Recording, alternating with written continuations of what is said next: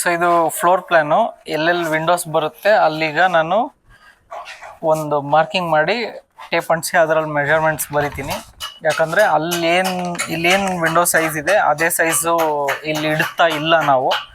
ಯಾಕಂದರೆ ಈಗ 3.5 ಫೀಟ್ ಕೊಟ್ಟಿದ್ದಾರೆ ವಿಂಡೋ.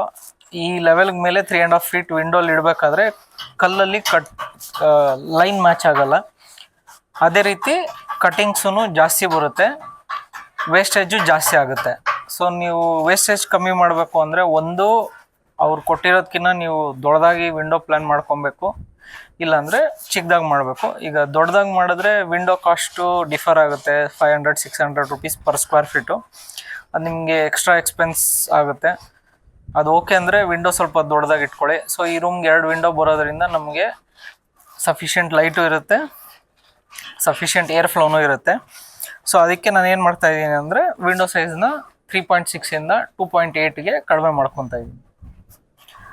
ಸೊ ಈ ಫ್ಲೋರಲ್ಲಿರೋ ಎಲ್ಲ ವಿಂಡೋಸು ಹೇಗೆ ಮಾರ್ಕಿಂಗ್ ಮಾಡ್ತಿದ್ದೀನಿ, ಅದರಲ್ಲಿ ಏನು ಡೀಟೇಲ್ಸ್ ಬರಿತೀನಿ ಅನ್ನೋದನ್ನು ನೋಡಿ.